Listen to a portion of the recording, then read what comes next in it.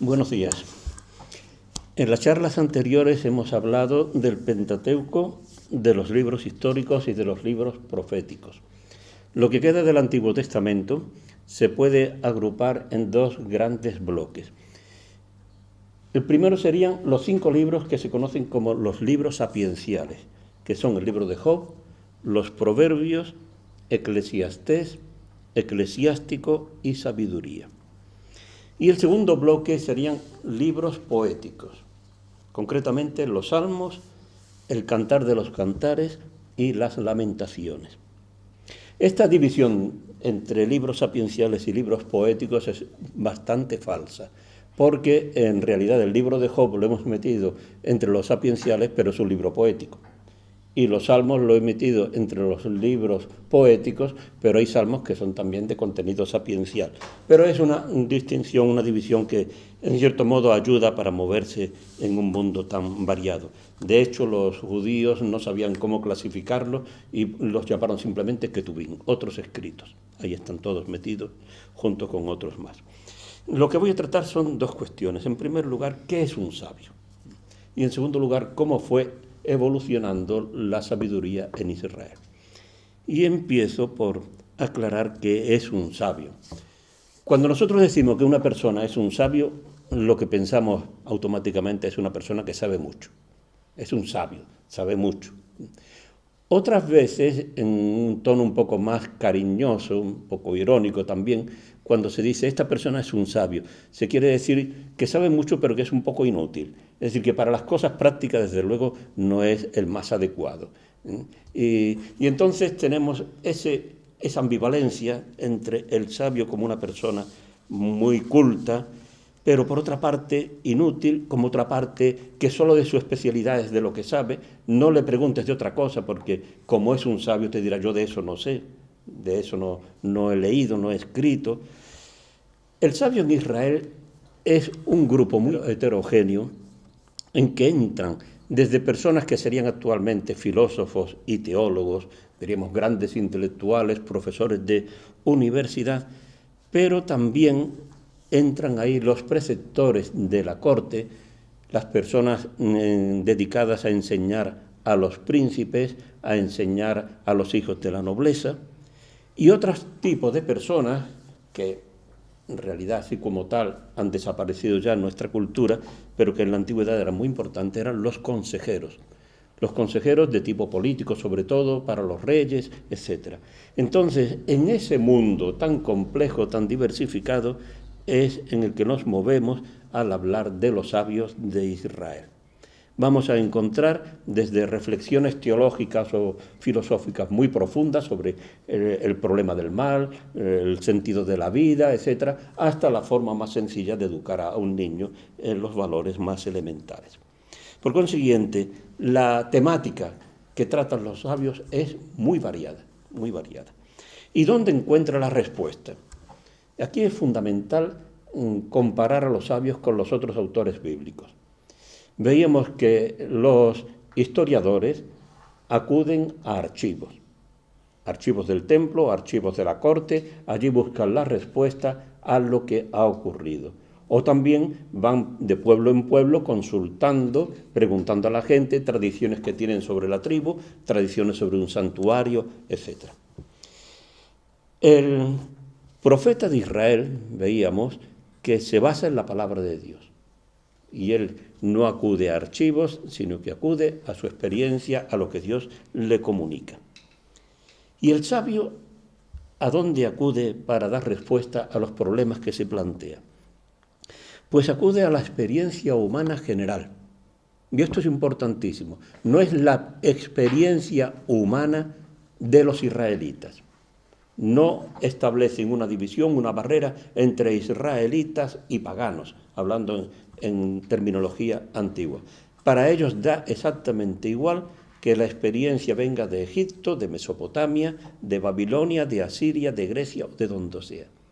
La experiencia humana, venga de donde venga, es válida para dar respuesta. Y entonces al sabio nunca se le ocurre decir esto es palabra de Dios, así me lo reveló el Señor. o esto es oráculo del Señor, sino el sabio dice lo siguiente: hijo mío, haz caso de mi experiencia, presta oído a mi inteligencia. O en este otro proverbio: hijo mío, guarda los consejos de tu padre, no rechaces las instrucciones de tu madre.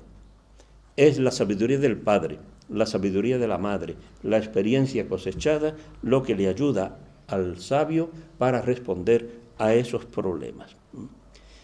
Junto con eso que ha heredado de la experiencia de otros, también tiene un duro esfuerzo personal de observación y de reflexión. Y esto Kohelet lo dice muy claro, sobre todo el discípulo suyo que editó el libro.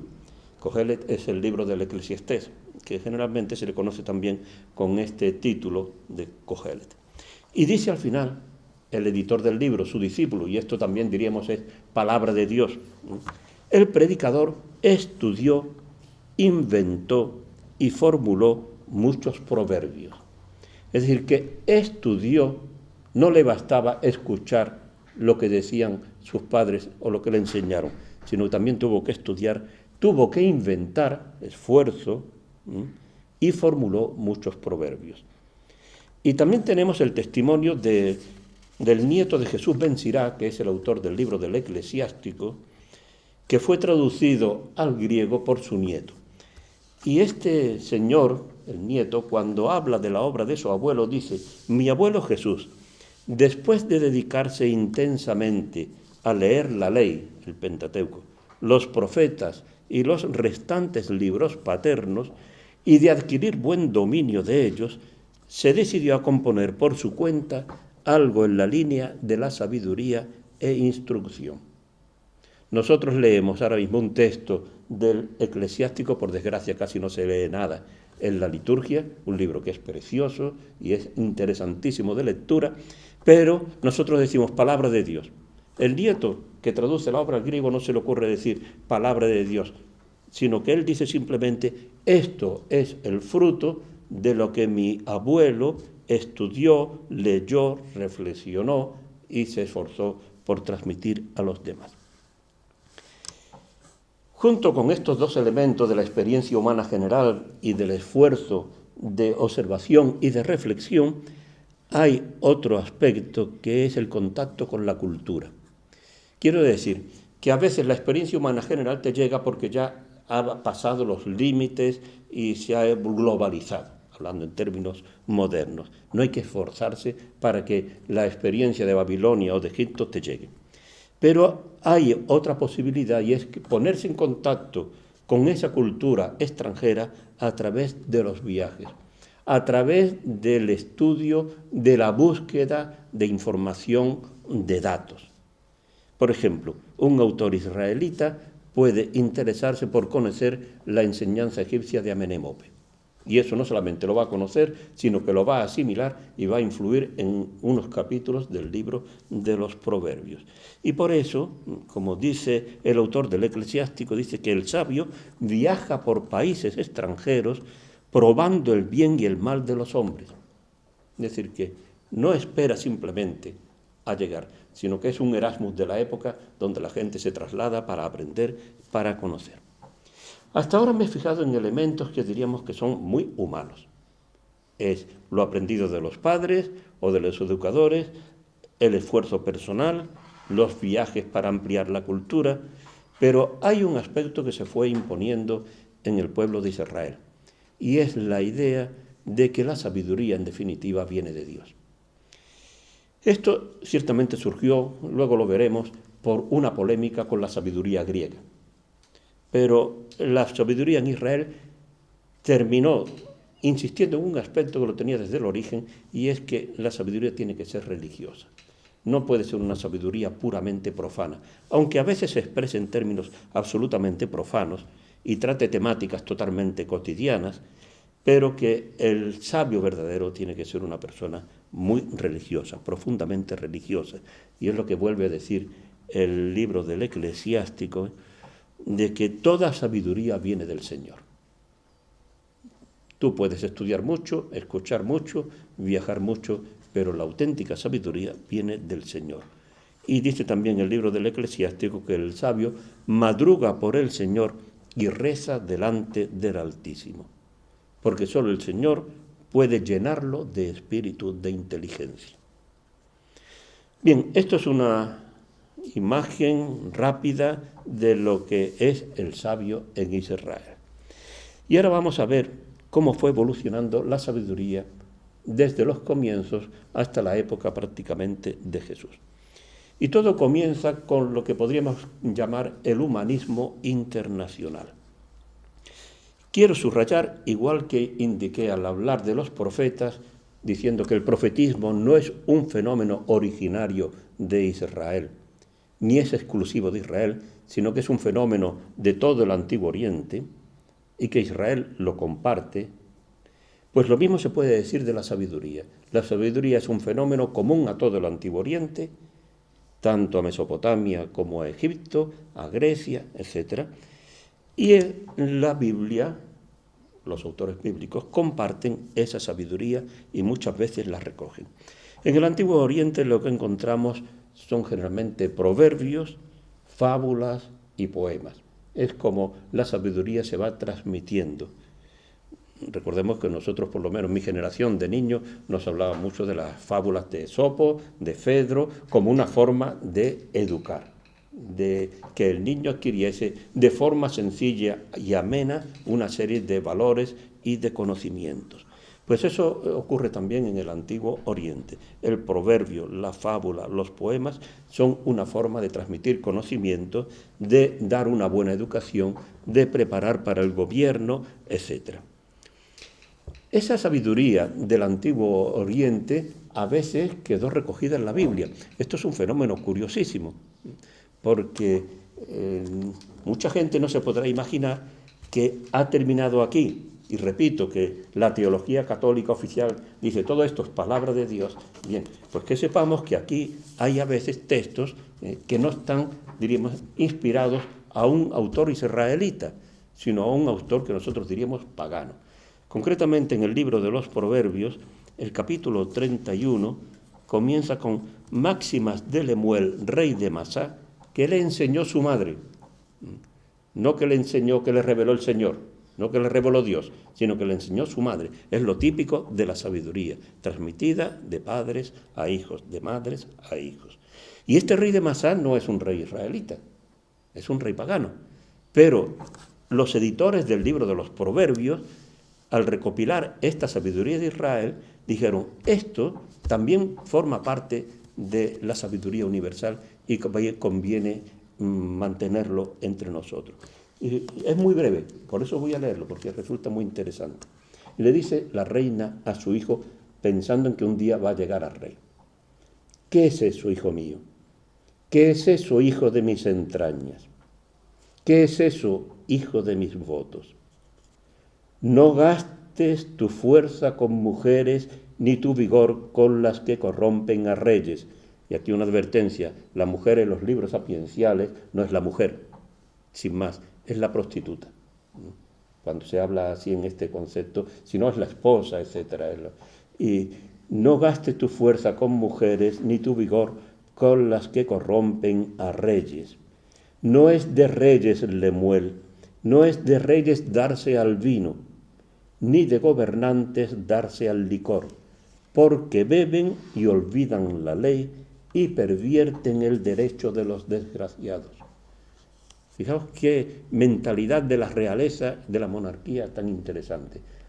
La reina a su hijo le dice, lo típico del monarca es cuidar el derecho de los desgraciados.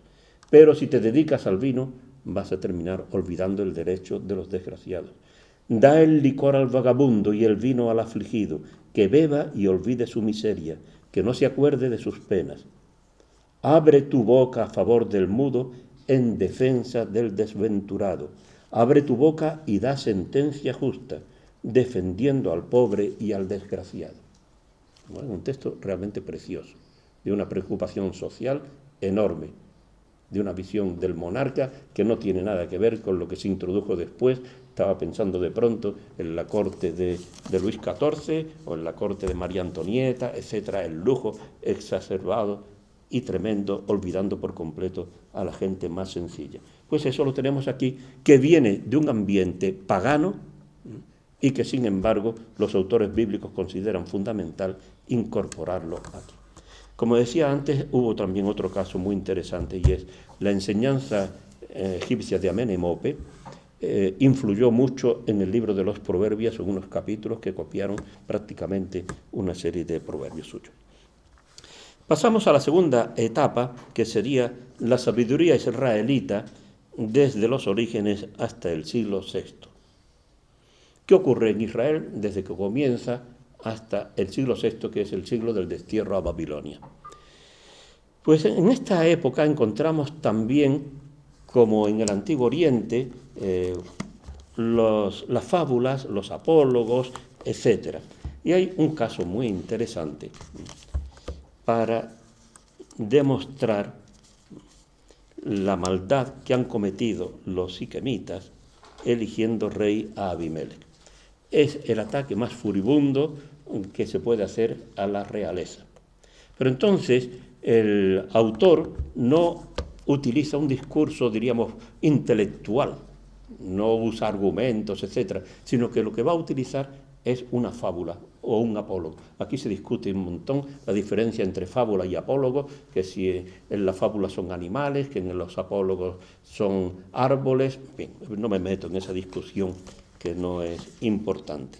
Pero tengamos la escena presente para comprenderlo. Lo que ha ocurrido es lo siguiente. Gedeón, según la Biblia, había tenido 70 hijos. Y aparte tenía otro hijo, Abimelech, que vivía en Siquem. Llega el momento de ver quién va a reinar. Y entonces este Abimelech se presenta ante el pueblo y le dice: vamos a ver, ¿qué os conviene más? ¿Que os gobiernen 70 o que os gobierne uno solo? Se está sobreentendiendo, ¿qué os conviene más? ¿Que os roben 70 o que os robe uno solo? Y entonces los otros dicen: pues evidentemente es preferible que nos robe uno solo. Bueno, pues entonces dicen: muy bien, pues dame dinero y yo me voy a encargar de contratar a una banda de facinerosos que maten a mis 70 hermanos. Efectivamente, matan a los 70 hermanos y entonces ya los vecinos de Siquem pues van a ungirlo como rey de Siquem. Y en ese momento de la matanza se ha librado un hermano, el hermano pequeño. Y entonces Jotán, el hermano pequeño, cuando se entera de lo que está ocurriendo, se sube al monte Garizim, tiene allí delante a todo el pueblo reunido y les dirige el siguiente discurso, que veréis que es una fábula, o un apólogo. Oídme, vecinos de Siquem, y así Dios os escuche. Una vez fueron los árboles a elegirse rey, y dijeron al olivo: sé nuestro rey.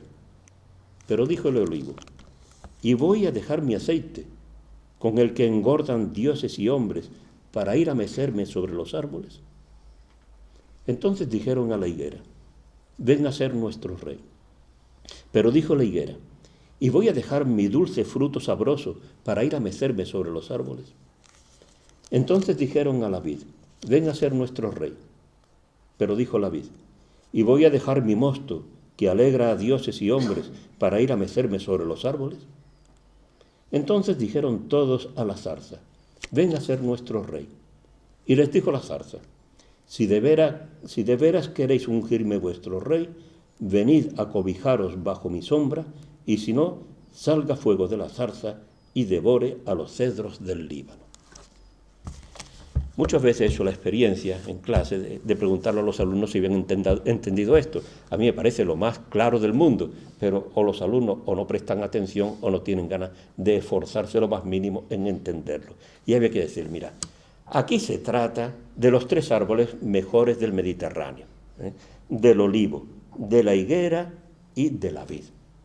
En la economía del pueblo de Israel es lo más maravilloso.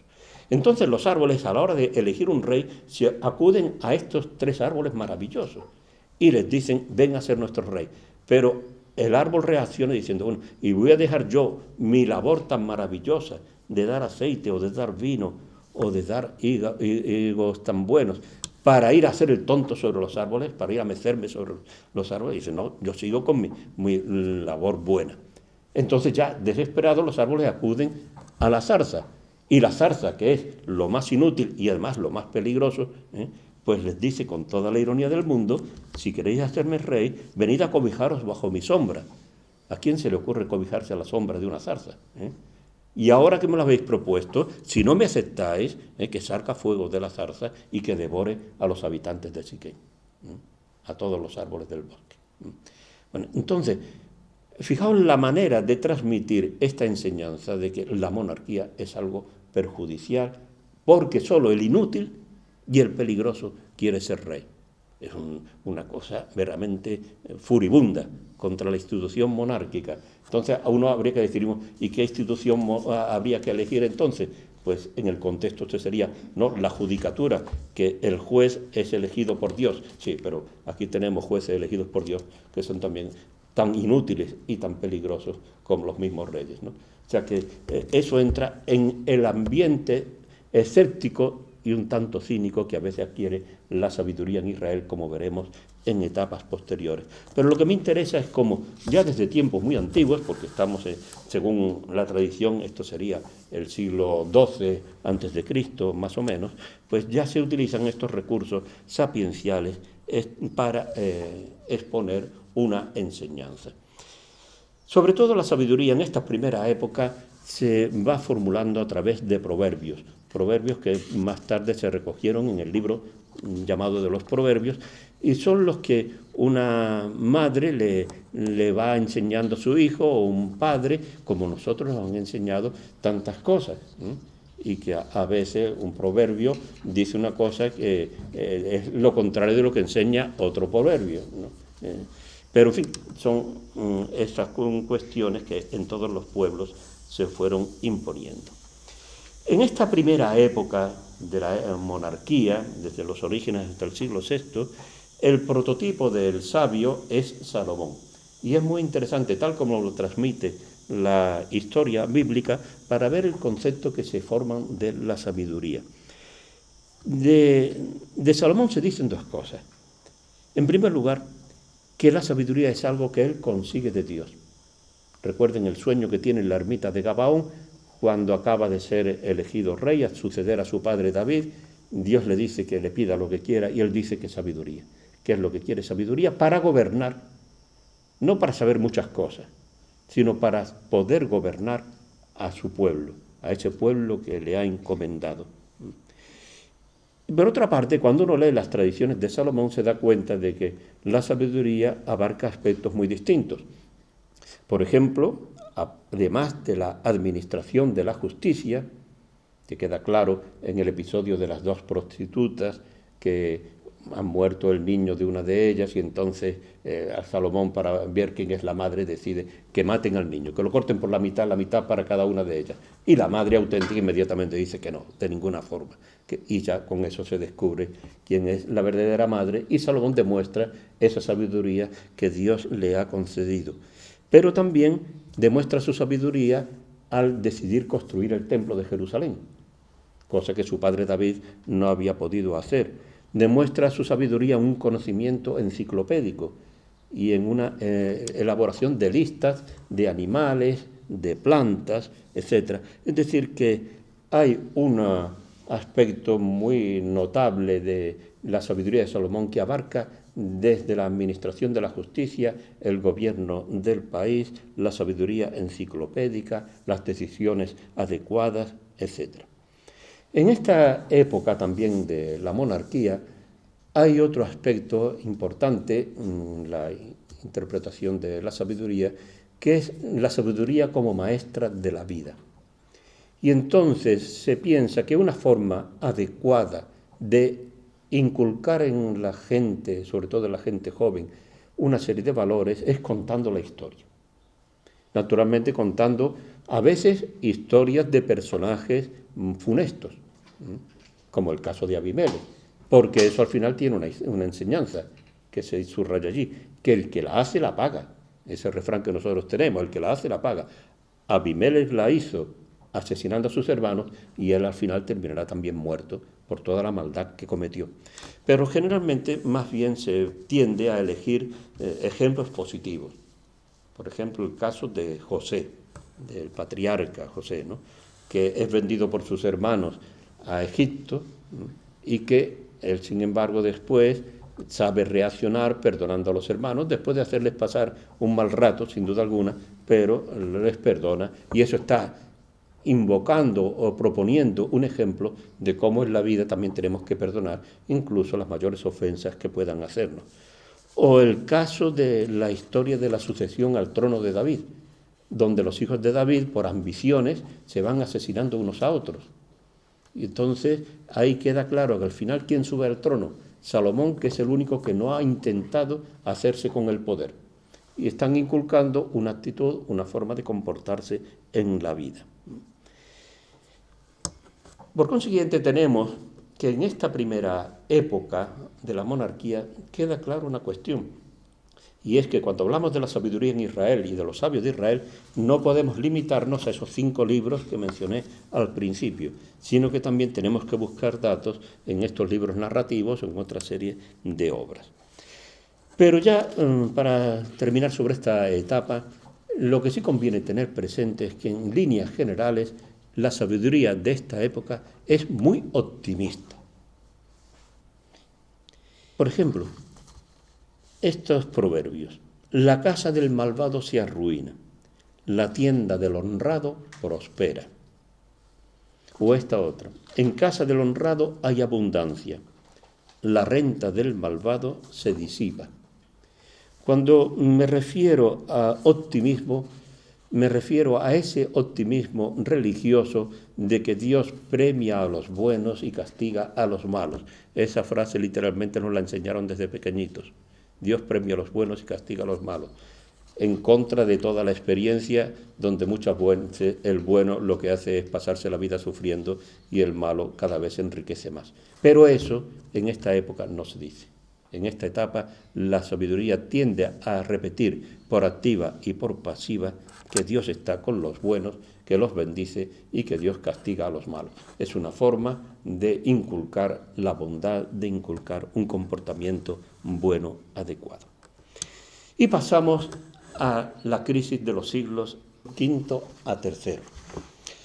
He dicho que la sabiduría anterior era muy optimista. En el siglo VI tiene lugar el destierro a Babilonia, la destrucción de Jerusalén, el incendio del templo, la desaparición de la monarquía, todo se viene abajo. Y naturalmente la gente no puede ser ya tan optimista como era anteriormente. Y la sabiduría va a adquirir un rumbo nuevo, muchísimo más crítico. Va a entrar en crisis. En crisis no significa que vaya a desaparecer, sino todo lo contrario, significa que se va a replantear todo el problema de la relación con Dios, del sentido de la vida, del bien y del mal, etc. Y aquí tenemos en esta etapa 2 libros fundamentales: el libro de Job y el libro del Eclesiastés, el Cogelet. El libro de Job se puede decir rápidamente que es un cuento piadoso transformado en debate teológico. Ante todo, Job no es un personaje histórico. Job es un personaje de ficción, igual que Don Quijote, o que Sancho, o que tantos otros de la literatura universal. Y entonces lo importante y lo genial del libro de Job es que el autor recoge un cuentecito muy piadoso y en realidad optimista y lo transforma en un debate impresionante sobre el problema del mal. El cuentecito originario decía que un personaje riquísimo, Job, era además también muy piadoso, muy bueno, todo le iba maravillosamente bien en la vida, estaba contentísimo y entonces va a ser víctima de un debate y de una apuesta entre Dios y Satán. En aquel tiempo, el Satán todavía no estaba en el infierno no existía, sino que el Satán era un ángel más de la corte celeste que todos los días se ponía en contacto con Dios, charlaba un rato con él. Y un día va allí a la corte celeste y Dios le pregunta: bueno, ¿qué tal? ¿Cómo ha ido la cosa? Pues nada, de ahí de dar vueltas por la tierra.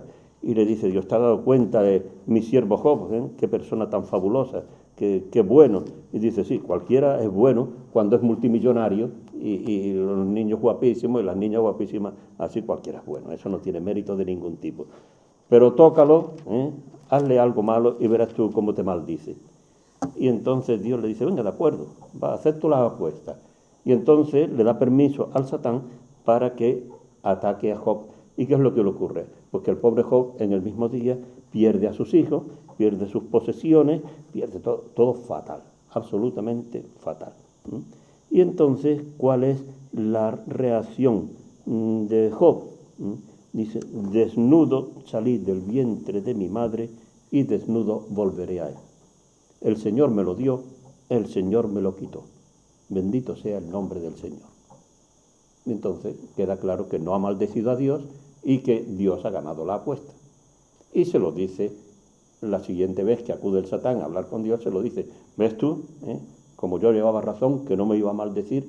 Y le dice el Satán, sí, porque le has quitado los hijos, le he quitado las hijas, le he quitado los camellos y los burros y las tierras, pero a él no le he hecho nada porque tú me lo prohibiste.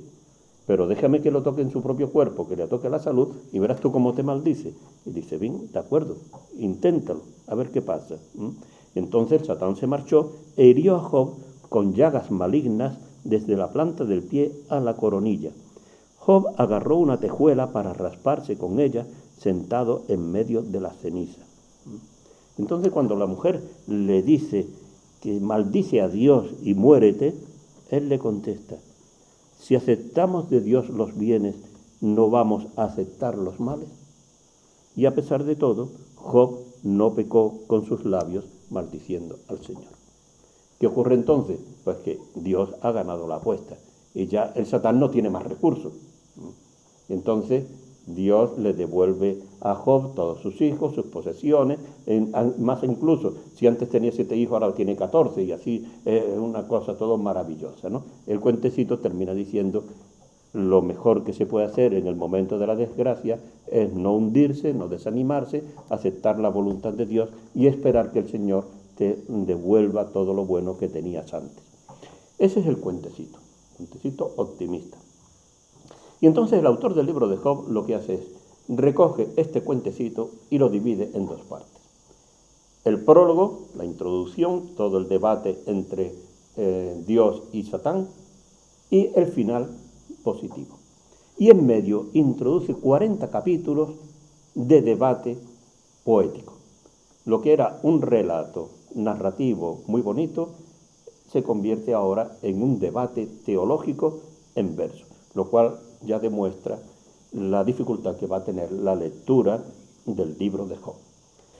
Dicho sea de paso, el autor de la carta de Santiago, fuese quien fuese, no había leído el libro de Job. Y por eso lo pone como modelo. Él solamente se basa en el cuentecito, y que se ha utilizado mucho para la paciencia de Job. Job, el justo paciente, que tiene que inculcar esta actitud de paciencia y de bondad en la vida. Pero el justo paciente en la obra final se va a convertir en un justo rebelde. ¿Por qué? ¿Cómo lo consigue el autor? ¿Cómo consigue que Job maldiga a Dios? Lo que no ha conseguido Satán, lo van a conseguir 3 amigos. 3 amigos que vienen a compadecerse de él, a acompañarle en su desgracia, que al principio están en silencio absoluto, pero que ya al cabo de 7 días de silencio, Job termina maldiciendo la vida. No maldice a Dios, pero maldice la vida, que es don de Dios, y entonces ya la cosa supone algo muy grave. Muera el día que nací, la noche que dijo, han concebido un varón. O sea que ya dice que no, lo que más temía me sucede, lo que más me aterraba me acontece, vivo sin paz, sin calma, sin descanso, en puro sobresalto. Esto es terrible, una cosa terrible. Y entonces empiezan los 3 amigos a dialogar con él. La estructura de la obra es, habla un amigo, empieza el más anciano, Elifaz, luego Bildad, luego Sofar, pero habla un amigo, le responde Job. Habla otro amigo, le responde Job. Habla otro amigo, el tercero, le responde Job. Un ciclo de diálogo. Empieza la segunda ronda. Elifaz, Job, Bildad, Job, Sofar, Job. Tercera ronda. Pero la tercera ronda ya se rompe. Ya ahí parece como que no daba, o el autor no sabe cómo terminarla. Resumiendo muchísimo, porque es una cosa muy complicada, los amigos lo que le vienen a decir a Job es lo de la teología tradicional, optimista. pero que es muy dura para Job. Le dicen, si Dios te aflige con el sufrimiento es porque has pecado. Dios es bueno. Por consiguiente, si a ti te ocurre algo malo, eso no puede ser porque Dios quiere hacerte sufrir, sino es porque has pecado. Y la solución es muy sencilla. Si has pecado, te arrepientes, acepta el castigo de Dios, y verás tú cómo inmediatamente Dios te devolverá tus bienes. O sea que es todo de un mecanicismo absoluto. Tú has pecado, el pecado trae una desgracia, tú te conviertes, te arrepientes, Dios te devuelve eso. Y Job dice que de ninguna manera. En primer lugar, que él ha pecado, sin duda, que nadie es perfecto, nadie es un ser maravilloso, pero que no hay proporción ninguna entre lo que él ha pecado y la desgracia que le ha venido de encima. O sea que no se puede decir que Dios es bueno si me manda esta cantidad de desgracias por algunas faltas que yo haya podido cometer. Pero es que además Dios castiga también a inocentes. No se puede decir solo, es que es mi problema. No, si es que este es el problema de muchísima gente. Voy a leer un fragmento, dice, discutiendo, soy inocente, no me importa la vida. Pero es lo mismo, os lo juro, Dios acaba con inocentes y culpables. Si una calamidad siembra muerte repentina, Él se burla de la desgracia del inocente. Esto es ya el nivel de la blasfemia, porque basta pensar cualquier desgracia que ocurra en nuestro mundo, un terremoto, un tsunami, un incendio de estos terribles, etc. Nadie, ahora ya estamos entrando en esa, por desgracia, en esa etapa en que ocurre una desgracia y hay gente que se encarga en Twitter y en Facebook de decir que están muy contentos porque han muerto 84 personas o porque han muerto 200, ¿no? Pero eso no es lo normal. La gente sufre con la desgracia del inocente y se esfuerza por ayudar y por que esa desgracia se supere. En cambio, dice Job, que Dios se burla de la desgracia del inocente. O sea que se porta como la gente más despreciable que podemos ver en nuestro tiempo. Dios deja la tierra en poder de los malvados y venda los ojos de los gobernantes. ¿Quién sino Él lo hace? Es decir, que no admite eso de que Dios es perfectamente bueno y de que Dios lo único que está esperando que Él se convierta para devolverle sus bienes. No. Dios se comporta de una forma realmente terrible e injusta. Y por otra parte, eso de que yo me convierto cuando sea bueno, Dios me devuelve, no. Porque en la vida a quien le va bien es a los malos. Y los malvados lo pasan estupendamente, bendecidos por Dios. Lo dice en el capítulo 21, un texto que es impresionante, porque la sabiduría tradicional decía, mira, al malvado a lo mejor le va bien unos cuantos años, una temporada, al final lo termina pasando fatal, y la muerte es horrible, etc. Y entonces en el capítulo 21 recoge ese tema y dice, ¿qué le pasa a estos señores? No les pasa absolutamente nada negativo, todo es una pura bendición. Y dice, ¿por qué siguen vivos los malvados y al envejecer se hacen más ricos? No más pobres, más ricos. Su prole está segura en su compañía y ven crecer a sus retoños, sus hogares en paz y sin temor. La vara de Dios no los azota. Su toro cubre sin marrar, la vaca les pare sin abortar. Dejan correr a sus chiquillos como cabritos, dejan saltar a sus críos, cantan al son de cítaras y panderos y se regocijan oyendo la flauta. Así consumen su vida dulcemente. Y sigue con todo este tema, ¿no? Y al final, ¿qué es lo que ocurre cuando mueren? Pues que, y dice además, que en la catástrofe se salva el malvado y que el día trágico lo encuentra ausente, que nadie le echa en cara su conducta, ni le paga lo que se merece, que lo conducen al sepulcro y se hace guardia junto al mausoleo, y le son dulces los terrores del valle.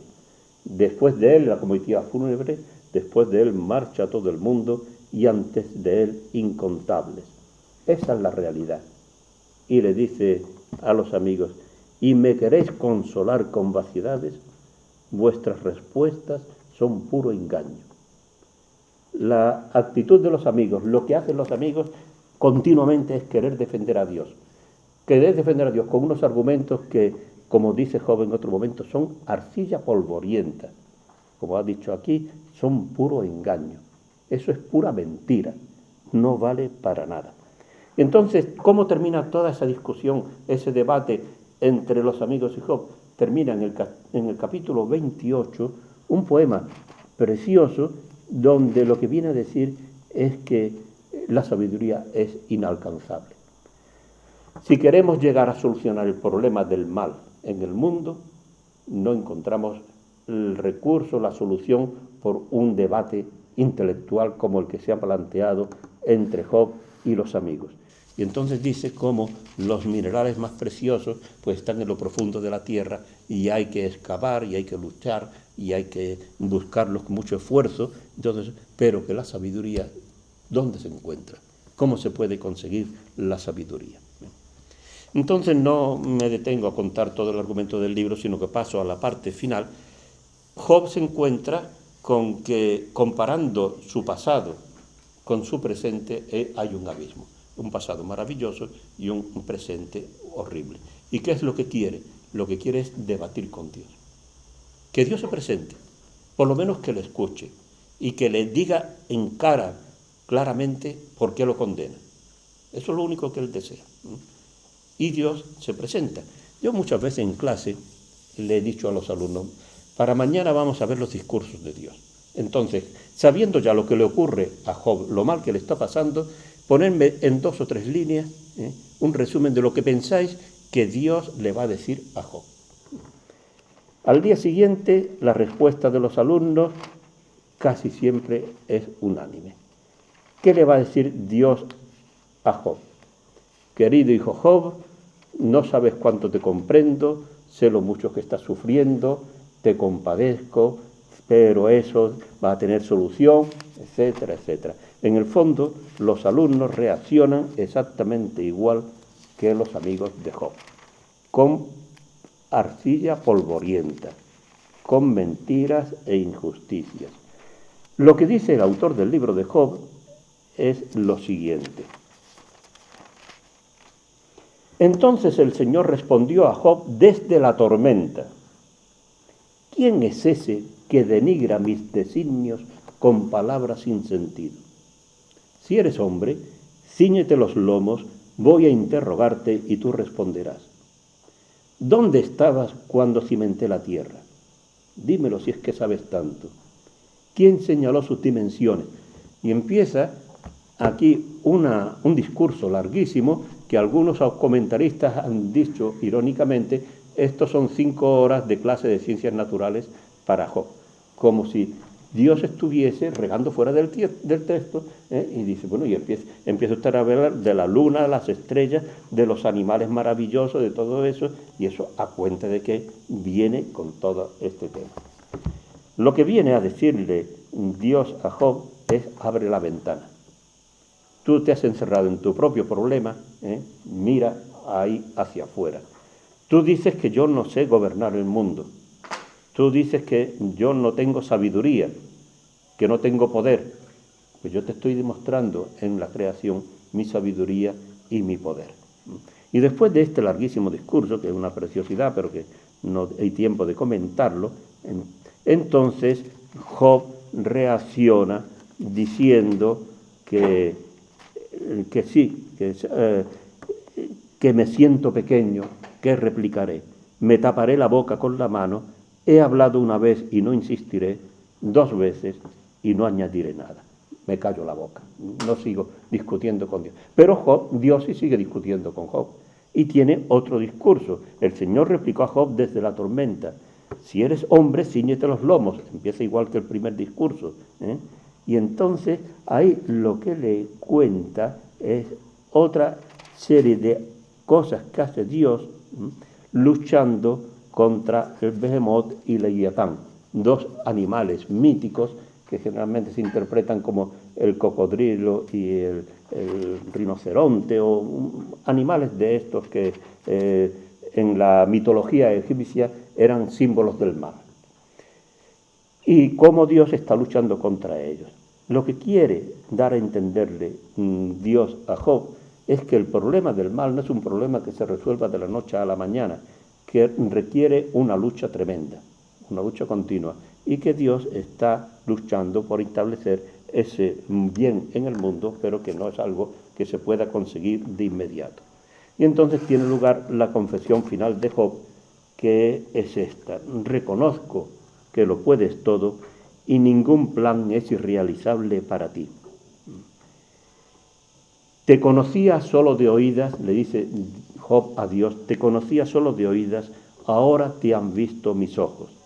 Por eso me retracto y me arrepiento, echándome polvo y ceniza. La solución para Job ha estado en un nuevo conocimiento de Dios. Ha descubierto a Dios de una forma distinta. Lo ha descubierto a través del sufrimiento y a través de la rebelión contra el sufrimiento. Eso es lo interesante. Que se ha rebelado contra el sufrimiento, se ha rebelado contra la teología oficial, y entonces cuando Dios le ha hablado, incluso con una dureza extrema, Job termina conociendo a Dios de forma distinta. Te conocía solo de oídas. Yo tenía el catecismo, me lo sabía de memoria. Había ido a clases de teología, pero en el fondo era un conocimiento solo de oídas. Ahora te han visto mis ojos.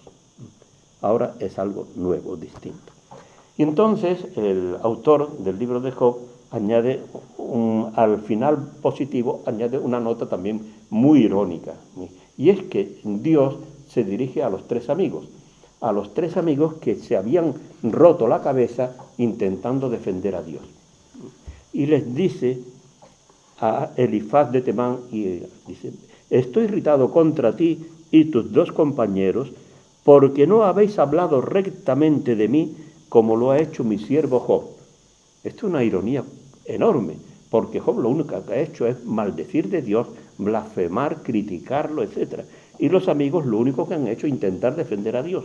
Y Dios les dice: no habéis hablado rectamente de mí como ha hecho mi siervo Job. Por tanto, tenéis que ofrecer un sacrificio y se lo lleváis a Job para que ofrezca por mí, etcétera, etcétera. Y luego ya es cuando le cambia la suerte a Job, y entonces duplicó todas sus posesiones, vinieron a visitarlo sus hermanos y hermanas, etcétera, etcétera. El Señor bendijo a Job después, más aún que al principio. Sus posesiones fueron 14.000 ovejas, 6.000 camellos, 1.000 yuntas de bueyes y 1.000 borricos. Tuve 7 hijos y 3 hijas. La primera se llamaba Paloma, la segunda Casia, la tercera Azabache. Eran las más guapas de todo el mundo, etcétera, etcétera. Y colorín colorado, este cuento se ha acabado. ¿Qué es lo que pasa? Que después la gente que no lee el libro de Job, que es la inmensa mayoría, empezando a veces por los santos padres, pues dicen que Job es un personaje histórico. Y ya se mete la idea de que esto es un personaje histórico. No, es un personaje de ficción, pero es un personaje que la enseñanza del libro es tan fuerte, tan grande, como si hubiese sido un personaje histórico. Eso es totalmente secundario. Pero como veis, ya aquí la sabiduría ha adquirido un rumbo nuevo, ha puesto en crisis un montón de cosas de la teología oficial y de la ciencia antigua. Lo mismo ocurre, pero de forma distinta, en el libro del Eclesiastés, el Cogelet.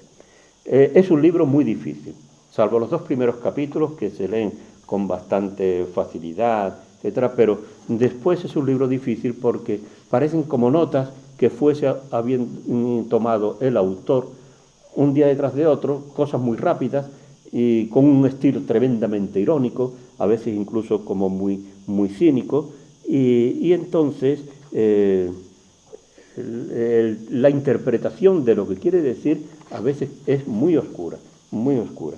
Pero él, lo que hace el autor, ante todo, toma también como punto de partida una ficción. Él se presenta como el hijo de David en Jerusalén, rey de Jerusalén. Bueno, el hijo de David, rey de Jerusalén, no puede ser nada más que Salomón. Y por eso se ha introducido la idea de que el Eclesiastés es un libro de Salomón. Discurso de Cogelet, hijo de David, rey de Jerusalén. Pues mire usted, se trata de Salomón. Esto es un fenómeno muy típico de la antigüedad, lo que se llama la pseudonimia. Es decir, que un señor que quiere que a su escrito se le dé importancia, que la gente lo estime, pues en vez de decir esto lo ha escrito Pepito Pérez, pues dice esto lo escribió Salomón. Entonces ya dice, hombre, o esta carta no la escribió fulanito de tal, sino la escribió San Pedro. Y esta carta también, y tenemos las dos cartas de Pedro, que son de un griego que San Pedro no lo leyó ni en sueños, ¿no? O sea que no pueden ser de San Pedro, pero dice, yo esto se lo atribuyo a San Pedro y así la gente le dará importancia a esta carta, ¿no? Bien, entonces empieza con esta frase famosísima, vanidad de vanidades, todo vanidad, dice el Eclesiastés. Es decir, que la sabiduría también aquí entra en crisis. Pero no va a entrar en crisis por el sufrimiento, como le ocurre a Job, sino que entra en crisis por el hastío.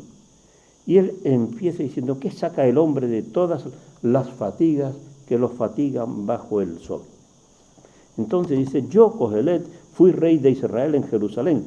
Me dediqué a investigar y a explorar con método todo lo que se hace bajo el cielo. Me dediqué a la sabiduría enciclopédica. Y al cabo, después de saberlo todo, pues me sentí aburrido. Digo, bueno, sí, ya sé un montón de cosas, pero esto no le da sentido a mi vida. Porque aumentando el saber, aumenta el sufrir. Entonces me dije, vamos a ensayar con la alegría y a gozar de placeres. Y también resultó vanidad. A la risa dije locura y a la alegría, ¿qué consigues? Exploré atentamente, guiado por mi mente con destreza. Traté mi cuerpo con vino, medí a la frivolidad para averiguar cómo el hombre bajo el cielo podrá disfrutar los días contados de su vida. Hice obras magníficas, me construí un palacio, me planté viñedos, me hice huertos y parques, y planté toda clase de árboles frutales, me hice albercas para regar el soto fértil, adquirí esclavos y esclavas, etcétera, etcétera. Bueno, ¿y qué? Y al final, ¿y qué? ¿Y qué? ¿Qué sentido tiene la vida? ¿Qué sentido tiene mi vida?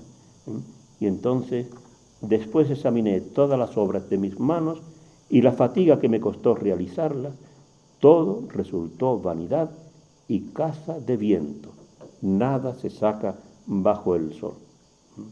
Entonces, a la conclusión a la que llega, así aborrecí la vida, pues encontré malo todo lo que se hace bajo el sol. Es una crisis realmente absoluta. Y el autor de Eclesiastés duda de todo.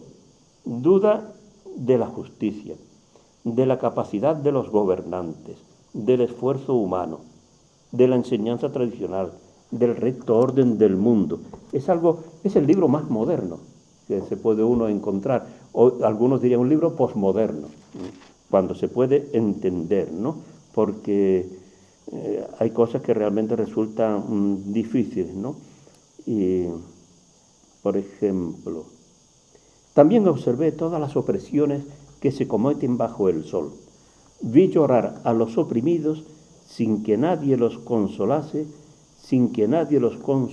del poder de los opresores. Ante esto, ¿qué hace el profeta? El profeta inmediatamente denuncia esa injusticia en nombre de Dios. ¿Qué hace el Eclesiastés? Dice, y llamé a los muertos que ya han muerto más dichosos que los vivos que aún viven. Y mejor que los dos, el que aún no ha existido, porque no ha visto las maldades que se cometen bajo el sol. Puro escepticismo, nada tiene sentido.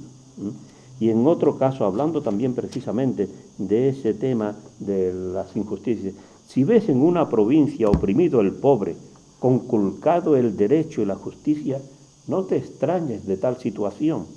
Cada autoridad tiene una superior y una suprema vigila sobre todas. Es decir, si tú dices, mire usted, es que esto no funciona, no te preocupes, es que la culpa la tiene el que está poniendo. No, mire usted, es que la culpa la tiene. Y así, se va subiendo el escalafón. Al final, el oprimido tiene la misma opresión y cada cual le va echando la culpa a la autoridad que está por encima de ellos. Esto es absolutamente moderno. Esto no es solamente de hace 24 o 23 siglos, ¿no? Y así otra serie de aspectos que realmente son apasionantes en este libro. La consecuencia lógica, pensaría alguno, después de leer estas cuestiones del Eclesiastés, uno se acuerda de Albert Camus cuando decía que el único problema es saber si el hombre tiene o no que suicidarse. Todo lo demás es ganas de perder el tiempo. Ese es el único problema.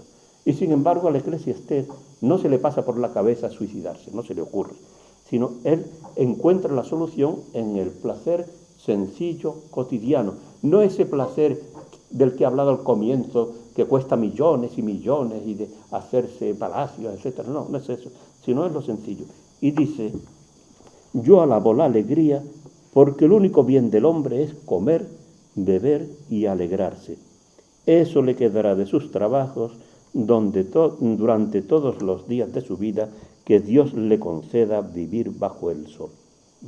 Comer, beber, alegrarse.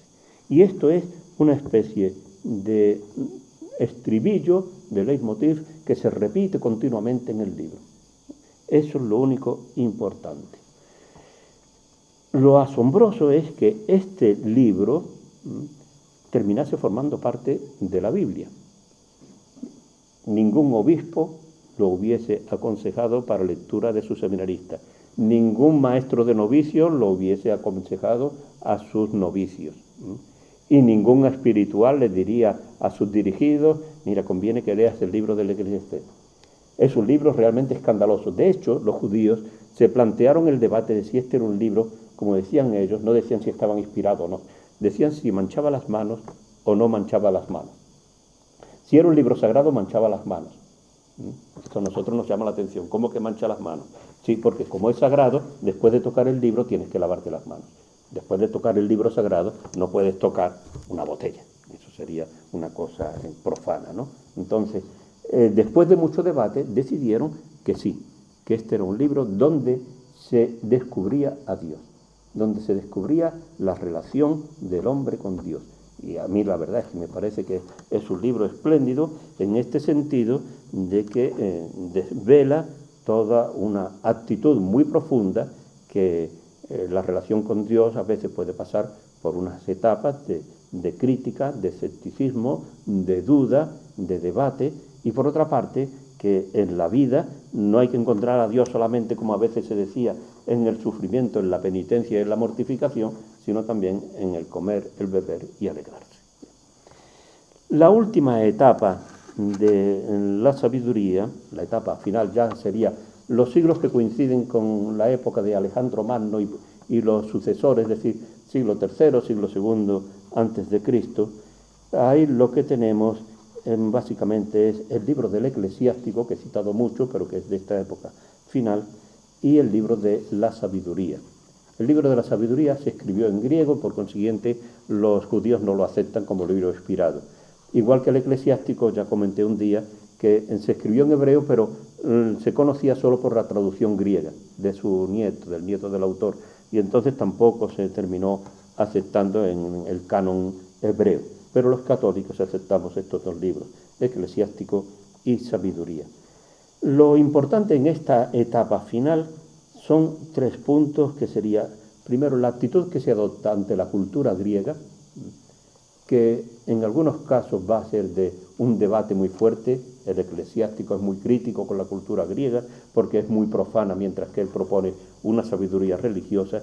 En cambio, el libro de la sabiduría, que se escribe en Alejandría, en un ambiente mucho más internacional, es mucho más positivo, mucho más aceptando la cultura griega. Otro punto importante es la importancia creciente de la historia. La historia siempre había sido muy importante en el pueblo de Israel, pero ahora ya también es como motivo de alabanza de Dios y como motivo de elogio de los antepasados. Algo que en la antigüedad no se le pasaba por la cabeza a los judíos. El único que era digno de elogio y de alabanza es Dios. Lo demás es una cosa que alabar a un hombre no tiene sentido de ningún tipo. Y sin embargo, en esta época, por influjo de la cultura griega, de los héroes, etc., se introduce ese aspecto de elogio de los antepasados. Y finalmente, el tercer dato de interés en este momento es la personificación de la sabiduría.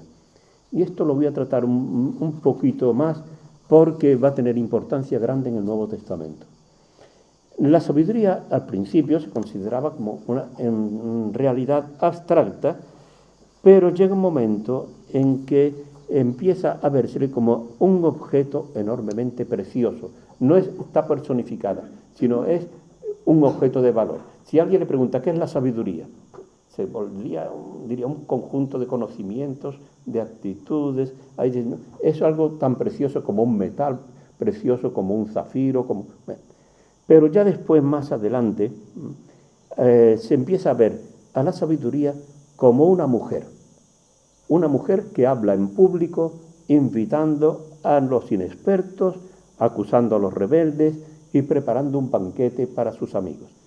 Es como una gran matrona romana, podríamos decir, en cultura posterior. Por ejemplo, este texto del libro de los Proverbios. La sensatez, la sabiduría, ha edificado una casa, ha labrado 7 columnas, ha matado las reses, mezclado el vino y puesto la mesa, ha despachado a sus criadas a pregonarlo en los puntos que dominan la ciudad. El que sea inexperto, venga acá. Al falto de juicio le quiero hablar. Venid a comer de mis manjares y a beber el vino que he mezclado. Dejad la inexperiencia y viviréis. Seguid derechos el camino de la prudencia. Nosotros estamos acostumbrados también a personificar la justicia, la representamos como una señora con un ojo tapado, con la balanza, etcétera, ¿no? Pues por aquí se va empezando ya en Israel a personificar a la sabiduría. Pero el último paso y el más importante es cuando se considera a la sabiduría un ser divino creado por Dios y dependiente de Él, pero con existencia propia. Voy a leer un texto del libro del Eclesiástico, un fragmento solamente, donde se ve ya que la sabiduría no es simplemente un objeto precioso, no es el fruto del pensamiento, de la cultura, etc., sino, fijaos cómo se habla de la sabiduría. Se pone en su boca estas palabras: yo salí de la boca del Altísimo y como niebla cubrí la tierra. Habité en el cielo con mi trono sobre columnas de nubes. Yo sola rodeé el arco del cielo y paseé por la hondura del abismo. Regí las olas del mar y los continentes y todos los pueblos y naciones. Entre todos ellos busqué donde descansar y una heredad donde habitar. Entonces el Creador del universo me ordenó: el que me creó estableció mi morada. Reside en Jacob, sea Israel tu heredad. En la santa morada, en su presencia ofrecí culto y en Sión me establecí. En la ciudad escogida me hizo descansar, en Jerusalén reside mi poder. Y en otros textos se dice cómo estaba desde el principio de la creación viviendo con los hijos de los hombres y gozando con ellos, etc. Bien, esto es muy interesante para comprender que en el Nuevo Testamento se va a terminar considerando a Jesús sabiduría de Dios. Y se va a ver a la sabiduría personificada, encarnada en la figura de Jesús. Es un panorama muy rápido el que he trazado de esta evolución de la sabiduría, pero pienso que puede ayudar a leer estos libros y a descubrir este conocimiento que fue adquiriendo Israel a lo largo de su historia y que es tan apasionante.